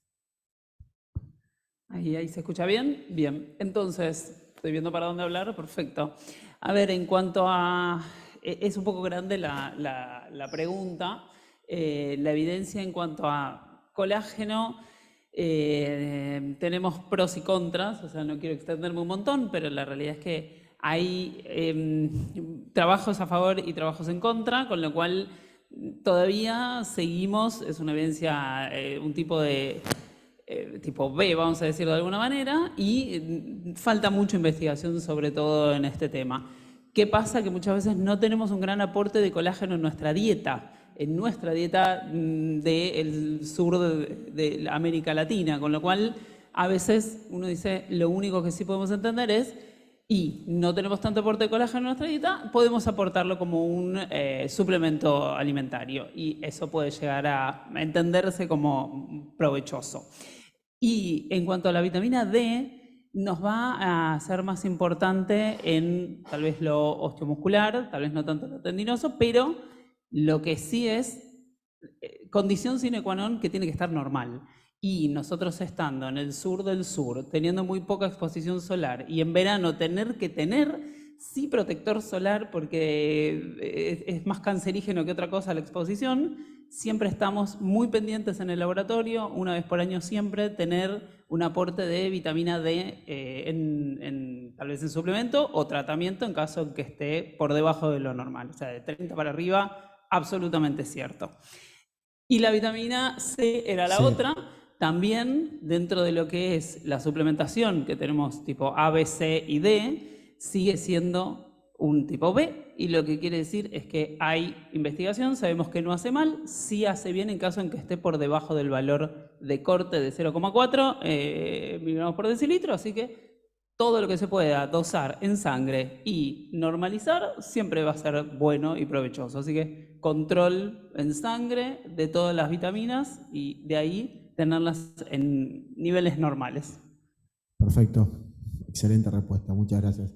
Después, bueno, para acá, para el panel, para el doctor Orlowski, para Emilio y demás, hay una pregunta. ¿Qué cantidad de PRP utilizan generalmente en una tendinopatía rotuliana? ¿Y cuántas aplicaciones y cada cuánto? Al doctor Gutiérrez también, ahora vamos a escuchar su protocolo. Respuesta rápida a esta. Bueno, puntualmente en lo que es el plasma rico en plaqueta, yo utilizo el que es rico en leucocitos, ¿sí? Usamos menos en tendones, en menor cantidad, menor volumen que en una articulación, básicamente porque el tendón se irrita si uno infiltra mucho a nivel del tendón. Hay que tratar de infiltrar el peritendón y puntualmente en algunas zonas de lesión, pero generalmente no uso más de 3 centímetros cúbicos. Perfecto. Y habitualmente... ¿Cuántas veces? Sí, habitualmente revalúo al mes al paciente a ver si es necesario, si tiene una respuesta parcial o no para volver a hacer una infiltración, pero generalmente con uno alcanza. Muchas gracias. Doctor Gutiérrez, ahí por el Zoom, ¿cómo es su protocolo para Hola, el ¿qué PRP? tal? Bueno, buenas noches. En mi caso, trato de no usar los leucocitos principalmente porque son irritativos, tanto articular también, porque generan la sinovitis, que después causan los problemas que tenemos, que el paciente se muere de dolor, genera también que se asuste, porque obviamente se inflama la rodilla. En el tendón es cierto, no tiene gran capacidad de ponerle, así que sí se hace por lo menos entre 3 y nunca llegas a 4 ml, digamos, lo que usas, y si usas, digamos, rico en factores de crecimiento, pero tratar de, el Buffy-Co, o sea, los leucocitos, tratar de no usarlos precisamente para no provocar la irritabilidad del tendón, básicamente. Perfecto. ¿Y La cuántas cantidad que aplicaciones? usamos, la cantidad, digamos, de aplicaciones que usamos, yo generalmente hago 2 y hago, o sea, en el tiempo que preguntaban, que ahí lo contesté también en el chat, hago 2, dividida entre 2 o 3 semanas de acuerdo a cómo evolucione. Perfecto, muchas gracias. Emilio, ¿algo para aportar? Perfecto. Bien, vamos a otra pregunta para el licenciado Estrada. ¿Cómo aborda cuando tiene un paciente con una tendinopatía rotuliana en combinación con un síndrome femoropatelar, que es una presentación clínica bastante frecuente? ¿Hace los mismos protocolos? ¿Va variando?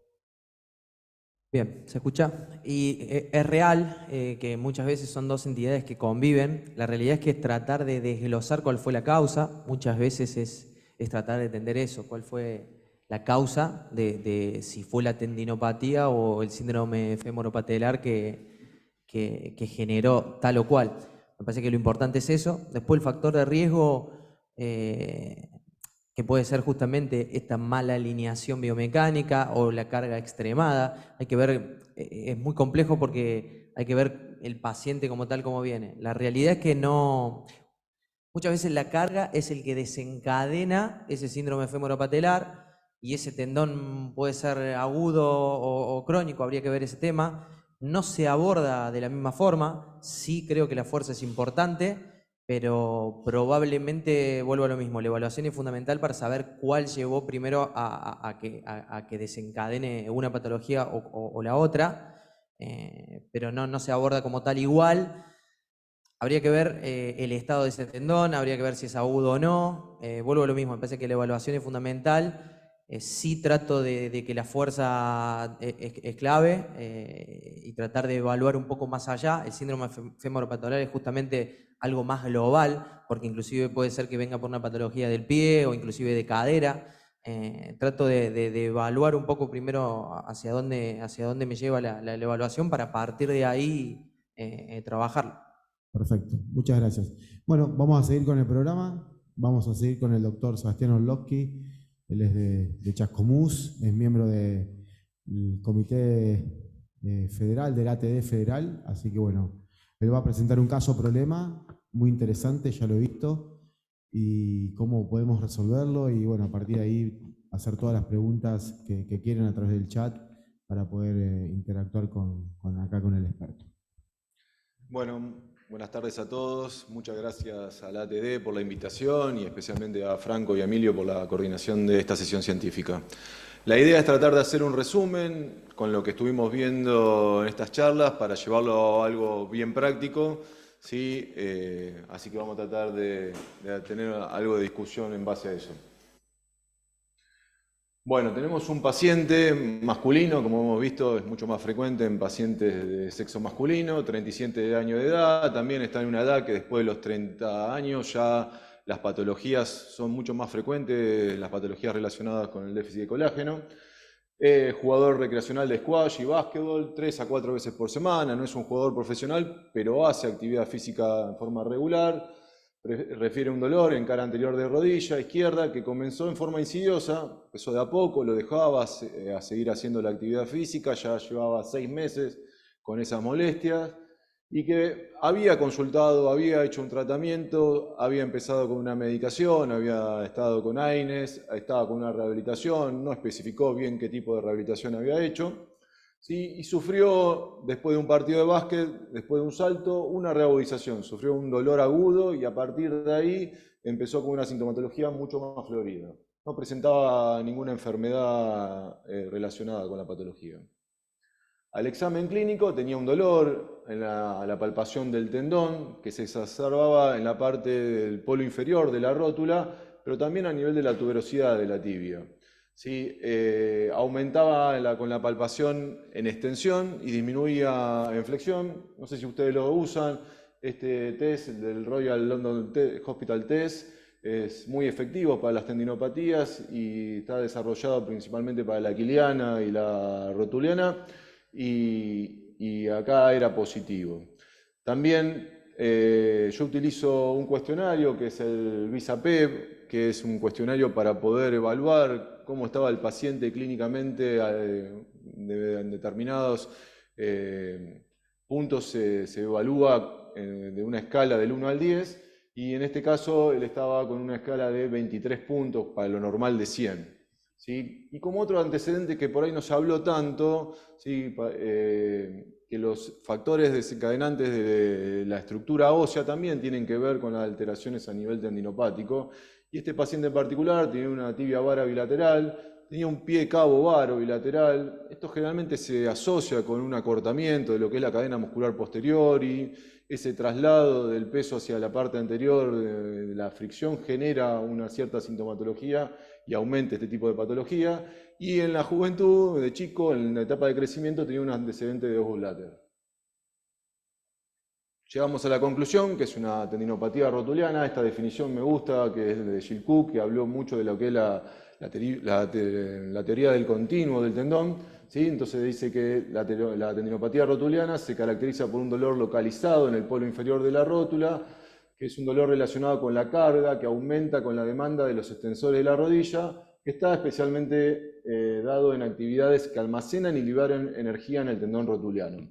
¿Sí? Estas tendinopatías se pueden clasificar, la clasificación de Blasina es ya del año 73, de la década del 70, la divide en 4 estadios. ¿Sí? Los primeros estadios el paciente va a tener dolor, sobre todo durante la actividad física, pero después va a desaparecer hasta que va progresando al estadio 3, que ya el dolor se manifiesta en forma continua, ya el estadio 4 de la ruptura directamente del tendón. Con respecto a lo que son los exámenes complementarios, bueno, yo generalmente pido estos estudios, la telemetría de miembros inferiores, para ver esa evaluación a nivel de lo que es la carga del peso corporal, a ver si tiene que ver o no con esta patología y ver si se puede llegar a hacer algo para la modificación.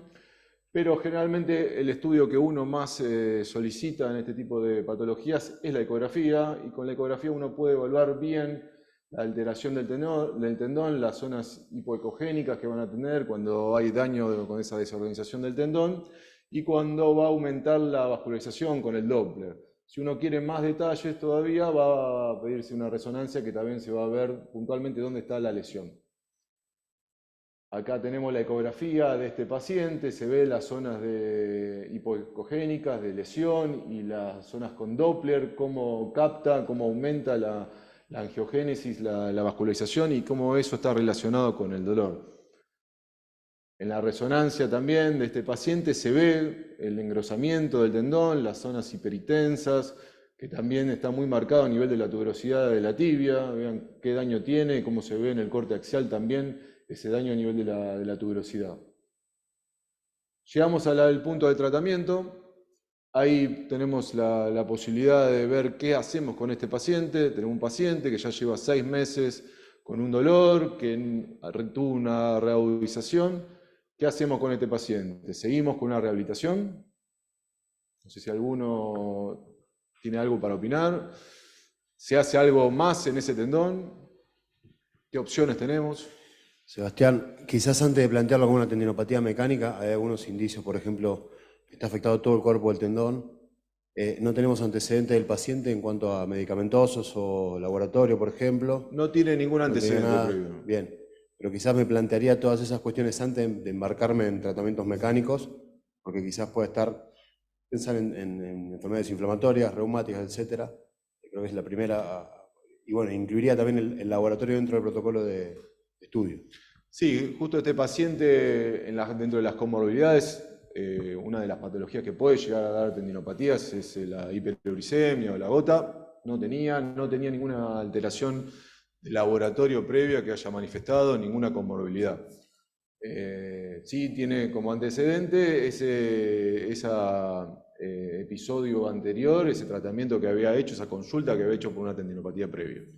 Estamos hablando de una tendinopatía crónica que había estado tratado, pero no sabemos qué tipo de tratamiento de rehabilitación.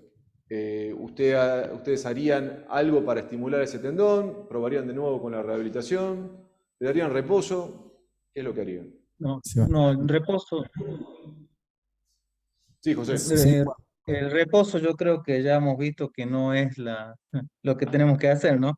Pero sí yo, por la altura ya que lleva, el tiempo que lleva, no sabemos si hizo una rehabilitación buena, pero ya llevamos, o sea, hay muchos estudios que hablan que después de los 6 meses ya, o sea, y aparte con las imágenes ya tenemos que pensar y ver que es un tendón totalmente degenerativo, así que tenemos que comenzar, además de la rehabilitación, con tratamientos que nos ayuden a regenerar ese tendón, que nos ayuden a mejorar la calidad de ese tendón.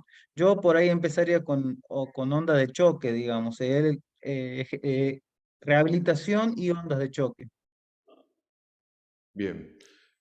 Sebastián, Sí. yo creo que ese paciente, como postularon muy bien la doctora Ginze y el licenciado Estrada, hay que abordar toda su biomecánica porque seguramente con 37 años va a estar alterada.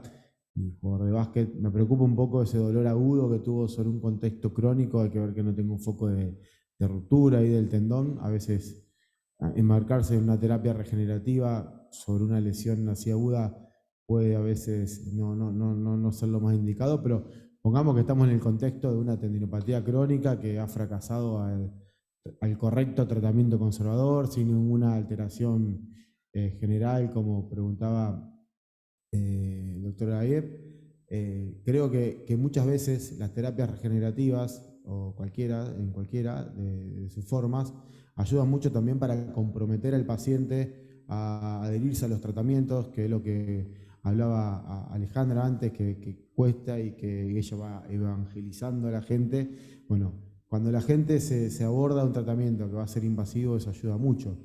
¿sí? ¿Cuáles de los tratamientos? Bueno, ahora vamos a seguir discutiendo, pero básicamente todos buscan lo mismo, despertar el proceso propio de curación y de remodelación de ese tendón que lo pierde cuando en la tendinopatía crónica, ¿sí? Claro, el tendón básicamente pierde esa capacidad de regeneración. Entonces lo que tendríamos que hacer es resetear ese estímulo. ¿Cómo lo podemos hacer? Lo podemos hacer de diferentes maneras. La verdad que hoy por hoy no hay un consenso específico que diga, bueno, tenemos que hacer esto, en este tendón se hace esto. Todavía no tenemos esa posibilidad de hacer un consenso. Todas son válidas, la electroestimulación percutánea, lo que es la pleuroterapia, lo que es el PRP, lo que es la sonda de choques. Todas buscan lo mismo, buscan generar inflamación en el tendón para resetear esa cicatrización, ¿sí? En este caso, yo me incliné por lo que es el plasma rico en plaquetas, ¿sí? Nosotros hacemos el plasma rico en plaqueta, rico en leucocitos. ¿Por qué rico en leucocitos? Porque uno tiene que estimular esa inflamación, o sea, tiene que irritar el tendón. En este caso, a diferencia de las articulaciones que uno no quiere que la articulación se hinche, acá en este caso sí hay que irritar el tendón porque hay que generar ese proceso inflamatorio para tratar de, a partir de ahí, darle el estímulo necesario de carga para que se rehabilite, para que se regenere, para que esas fibras de colágeno vuelvan a organizarse. Nosotros hicimos entonces la infiltración siempre ecoguiada. Hay mucha diferencia entre lo que es la infiltración a ciegas y ecoguiada. Nosotros con la guía ecográfica uno puede llegar a la lesión, puede ver puntualmente cómo genera el proceso irritatorio en la lesión, ¿sí? Y muy importante que el protocolo del plasma rico en plaqueta sea rico en leucocitos. ¿Para qué? Para generar ese proceso de rehabilitación. A continuación, nosotros usamos un protocolo de rehabilitación de 12 semanas, ¿sí? Con los ejercicios de carga progresiva. Importante que lo que es la rehabilitación sea a conciencia, como decía Sebastián, con alguien que entienda de rehabilitación deportiva. No es lo mismo un kinesiólogo general, que hay que barrer con el concepto de que el paciente va al kinesiólogo para usar el magneto y nada más. Estos pacientes tienen que hacer ejercicio.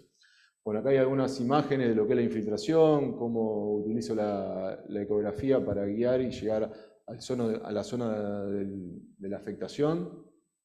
Para después de eso... Seba, perdón, sí. Antes que pasemos a la rehabilitación, quería tener una pregunta a Juan Armida, Ariel, el doctor Alonso, que también está en el mundo de la terapia regenerativa ahora. Si tienen otra opción al plasma, o sea, ¿alguno tiene experiencia en trabajar con ondas de choque aisladamente? Bueno, el doctor ya Gutiérrez nos dijo que sí. Emilio, vos, ¿qué opción tenés para una tendinopatía como en este caso? Yo estaba pensando justo, sí, en nada distinto a lo que mencionaron. A mí me parece que es clave en estos pacientes, sobre todo en este paciente, y yo pensaba en la charla de Alejandra, pensaba en la charla de Sebastián Astrada, cuando es el paciente ideal para verlo entre todos, ¿no? Porque seguramente lo que vos decís de PRP o cualquier terapia de las que mencionamos pueden ser válidas y pueden tener su lugar en este paciente. Pero lo hablábamos antes de empezar las charlas. Si hacemos cosas aisladas, ¿qué es lo que a veces pasa? Porque por ahí es difícil hacer equipos y es difícil tener gente que nos ayude a tratar a estos pacientes, porque muchas veces nosotros solos no podemos. Entonces, estaba pensando justamente eso. Por ahí uno puede discutir si es onda de choque, si PRP. Me parece que lo que dijeron, yo tengo más experiencia con biológicos para tendinopatías rotulianas, no tanto con ondas de choque y demás, pero es una alternativa. Pero tener a alguien como Alejandra, más rehabilitadores entrenados, como decías vos, Sebastián, y armarle un plan a este paciente, porque después muchas veces terminamos discutiendo si PRP, si rico, y en cosas muy técnicas que son importantes, pero la clave es que lo que estuvieron diciendo ustedes antes, que el paciente realmente pueda estar abordado de distintos lados. Perfecto. Ahí Alejandra quiere hacer una... Perdón, ¿no? Yo le hago las dos cosas, la onda de choque y el PRP.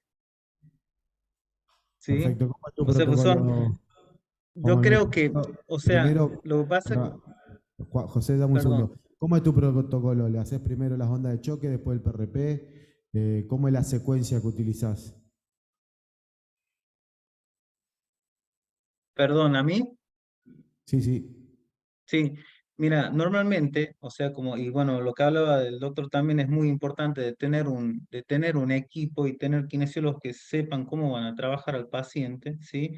Generalmente yo comienzo con las ondas de choque si no tengo respuesta o si veo que ya tiene tanta degeneración como tiene este tendón, lo combino con el plasma rico en plaquetas, ¿sí? O sea, son dos estímulos diferentes y yo creo que todo lo que nosotros podamos sumar para estas patologías que son tan rebeldes no está de más. O sea, la unión hace la fuerza en ese sentido. O sea, que podamos unir tratamientos regenerativos, obviamente sabiendo a qué apunta cada uno de ellos, ¿no? Yo creo que la sumatoria es buena. Sí, empiezo, como le digo, con las ondas de choque. Normalmente hacemos, como las ondas de choque se van a hacer una por semana, digamos, ¿sí?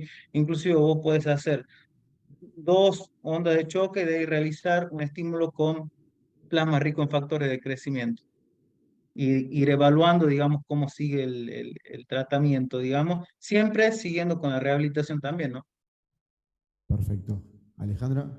Sí, una de las cosas que es lo primero que pensé en el momento que planteaste el caso fue cuál es la antropometría de este paciente. O sea, ahí yo, digamos, veo solo la rodilla, no veo el paciente entero, y la pregunta es, ya ni siquiera me importa el índice de masa corporal. Lo primero que me dices, bueno, ¿cuánto pesa?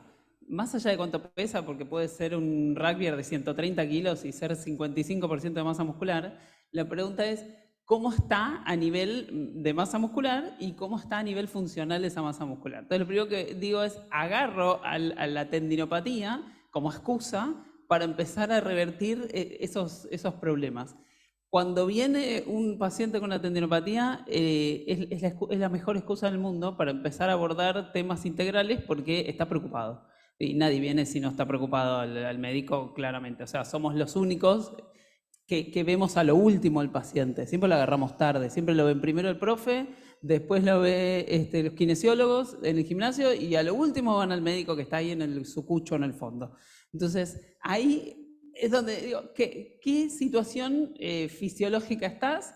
Y agarremos, y yo la verdad es que empiezo con ondas de choque cuando llevan 6 meses en una tendinopatía crónica por una cuestión costo-beneficio, solamente porque es más barato, nada más. Y empiezo a decir que es de menos invasivo, más invasivo, no te pincho, hacemos percutáneo y ya te aviso que los escaloncitos son estos. Esto puede andar en un porcentaje, tal vez no, y vamos a seguir con el plasma rico plaqueta y de ahí vamos a seguir. Pero mientras sigas ese camino, si no haces kinesiología con carga y seguido de la manera que lo comentó él en la charla, no hay forma de que esto mejore. Me tomo 15 minutos para machacarle en que la terapia kinesiológica es el 98% del trabajo y en verdad las ondas de choque y el plasma rico en plaqueta es un puente a que no le duela y se pueda bancar esas cargas que vos querés hacer con esos ejercicios que no me gustaría estar ahí. Excelente. Juan, ¿vos tenés experiencia en terapias regenerativas? Doctor Juan Armida. Buenas tardes, ¿cómo les va? Me parece que siempre que nos llega un paciente de estas características al consultorio nos agarramos un poco la cabeza, porque si estamos discutiendo todo esto es porque no es fácil de abordarlo, vienen de varios médicos antes y de varios kinesiólogos, y vos le decís, tenés que hacer este protocolo de kinesiología y te dicen, ya fui al kinesiólogo, y no sirve, porque te lo dicen un montón de veces. Entonces me parece que lo importante, coincido con la doctora totalmente, yo voy subiendo una escalera con el tratamiento, no solamente con la tendinopatía, sino con casi todo lo que hago en la medicina. Le hago antes ondas de choque, no le hago mucho por una cuestión logística de donde trabajo, se me es dificultoso, pero antes de meter una aguja le hago ondas de choque. No tengo experiencia con proloterapia, pero sí con plasma, y me parece que la kinesiología es fundamental y es mi mano derecha para este tipo de patologías. Perfecto, vamos ya cerrando conceptos importantes con respecto a que las terapias regenerativas no es la primera opción, sino todo lo otro, que creo que va a ser el resumen de esta charla. Hay una pregunta muy interesante ahí en el chat donde preguntan sobre el sistema Endoret, que con el método NITUA, donde usan plasma que es sin leucocitos, ¿sí? Y que también presenta muy buenos resultados. La evidencia, esa pregunta le voy a responder, la evidencia en cuanto a los resultados clínicos con y sin leucocitos es la misma. Yo uso con leucocitos por una cuestión de las ciencias básicas y por el mismo motivo que el doctor Orlowski, tratar de generar más inflamación en ese tendón enfermo y degenerativo. Pero bueno, los resultados clínicos son los mismos y sí tenemos que saber que los leucocitos tienen más complicaciones, que son el dolor post-infiltración, que básicamente es la principal complicación con eso. Así que bueno, sigamos con el caso, Sebastián. Ahora vamos seguramente a toda la parte de rehabilitación y ir cerrando la reunión. Para contestarle a Alejandra, este paciente en particular era un paciente longilíneo, estaba bien físicamente, venía haciendo actividad física regular. Lo que no estaba haciendo eran ejercicios de fuerza. Era básicamente eso, y uno sabe que después de los 30 años la masa muscular, por más que haga una actividad física regular, la va a ir perdiendo y muchas veces ese es un factor desencadenante. Empezó después de la infiltración. Yo generalmente, antes de la infiltración, bueno, el protocolo de lo que es el plasma rico en plaqueta, uno trata de evitar mínimo 7 días antes cualquier tipo de analgésico, y después de la infiltración tiene que hacer reposo y evitar lo que es el consumo también de analgésico para tratar de que ese plasma haga el mayor efecto posible, y a la semana aproximadamente arrancar con la rehabilitación. Yo tengo la suerte de trabajar con un representante de la CADE allá en Chascomús, que me va siguiendo los pacientes, y empezó con una rehabilitación con trabajos de carga progresiva, ¿sí? Que se empiezan y se evalúan según la escala del dolor, y que, como decía Sebastián, uno tiene que trabajar en una escala menor de 3, 4, 5 del dolor, pero no tiene que trabajar sin dolor. O sea, el trabajo sin dolor tampoco hace que el tendón tenga el estímulo para generar una regeneración. También él le hace una evaluación de fuerza al inicio y después a las 12 semanas. Y ahí se ven esas curvas. En verde era una rodilla izquierda la afectada, en verde se ve la rodilla derecha, cómo llega la curva la fuerza, y cómo en rojo se ve la disminución, casi la mitad de la fuerza tenía ese tendón al inicio, y cómo después a las 12 semanas se va recuperando y aún así lo pasa esa fuerza al tendón contralateral. Este también es un criterio que usamos para la vuelta al deporte, ¿sí? Que las fuerzas contralaterales estén iguales. En mi caso, yo tengo la suerte de hacer las infiltraciones y los estudios con mi mujer, que es especialista en diagnóstico por imágenes. Entonces, muchas veces hacemos una reevaluación de los pacientes en forma ecográfica. Sabemos que las imágenes van a tardar mucho más que lo que es la recuperación clínica del paciente. Una cosa es la recuperación clínica y otra la biológica, ¿sí? La biología no va a haber tanto diferencia a las 12 semanas, todavía el tendón está engrosado, pero las áreas de hipogenicidad disminuyeron, y lo que es el Doppler también bajó. Hicimos de nuevo el cuestionario, había aumentado, había pasado de 20 y pico al inicio, casi al 83 a las 12 semanas, y el paciente tuvo su vuelta al deporte. El paciente hacía squash, ese es el de musculosa, volvió a hacer la actividad que le gustaba y volvió al mismo nivel. Gracias. Perfecto. Muchas gracias. Excelente el caso. Bueno, ¿hay alguna pregunta acá en el auditorio? Doctor Alonso, que siempre está muy interesado en las tendinopatías, ¿no? Sebastián, ¿vos querías hacer un aporte antes? No, bueno, un poco lo que dijimos todos. Fíjense la importancia también y todos coincidimos en lo siguiente, en este tema de pacientes crónicos, por decirlo de alguna forma, y es la educación, por un lado, promover la terapia activa, ¿sí? Fíjense que si bien es importante tratar de modificar ese tendón o no, que ha perdido la capacidad de almacenar y liberar energía, pero siempre tratar de ubicar la causa de ese tema, porque si no, yo puedo mejorar ese tendón, pero si no trato la causa que generó esa patología, probablemente va a fracasar el tratamiento. Y siempre también recalcar y mostrarle al paciente, tanto la escala VISA como bien hablaba el doctor, la mejoría, ¿sí? Porque no va a mejorar en 2 semanas. Probablemente el paciente después no venga y me dice, sí, pero me sigue doliendo. Bueno, pero antes te dolía para subir y bajar escalera y hoy te duele para patear. Entonces, ir mostrándole esas cuestiones al paciente nos ayudan mucho a seguir teniendo adherencia. Un poco son estrategias en estos pacientes que por ahí, vuelvo de que no es un desgarro muscular que en 3 semanas, 2 semanas, 4 semanas ya está y la mejoría ya empezó a trotar y ya empezó a cambiar de dirección y demás. Este tipo de pacientes muchas veces la evolución no es tan lineal, sino que tiene pequeños altibajos hacia el retorno deportivo, entonces ir mostrándole qué actividades antes le generaban dolor y qué actividades ahora ya no y que va mejorando, es una estrategia importante principalmente para la adherencia al tratamiento, para que siga generando esos cambios que nosotros queremos. Perfecto. Doctor Calota, que está ahí en el auditorio, ¿tiene que hacer algún aporte, alguna pregunta? Buenas noches. Yo generalmente, aparte de todo lo que ya se habló, trato siempre de ver la parte anatómica, un poco en lo que hablábamos de ver las alineaciones de la tibia y demás, porque me ha pasado de algunos pacientes que se han tratado, se han recuperado y muchas veces por no mejorarle un poco el tema de las alineaciones terminan haciendo nuevos episodios de la tendinopatía. Entonces creo que es importante siempre tener en cuenta este tipo de causas, porque según la actividad que hagan, si es sobre piso duro, sobre piso blando, cambia mucho y en general vuelven a recaer. Entonces me parece que es importante a todos estos pacientes tener en cuenta esta causa. Muchas gracias. Acá hay una pregunta del auditorio. Buenas noches con todos. Bueno, mi pregunta era la siguiente.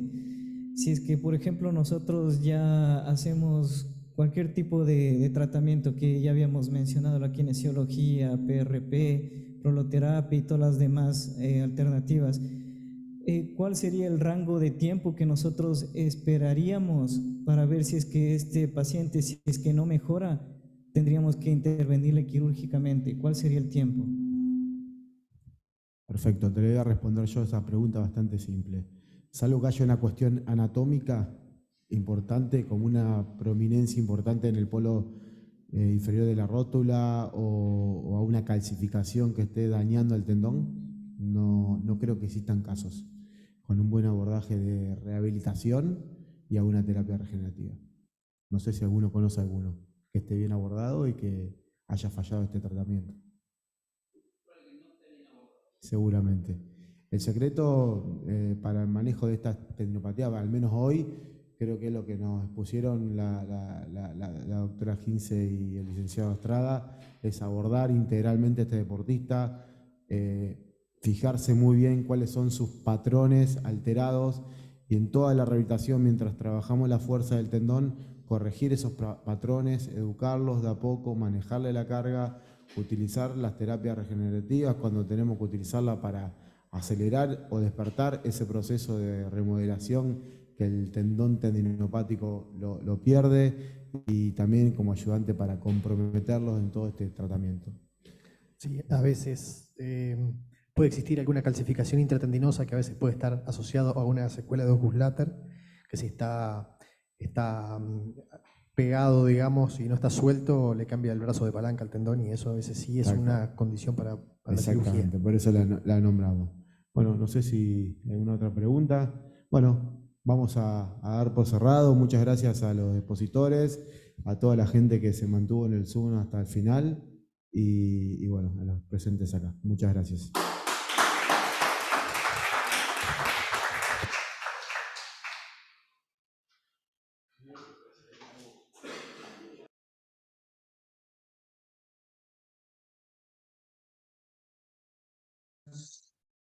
Gracias, gente. Hasta luego.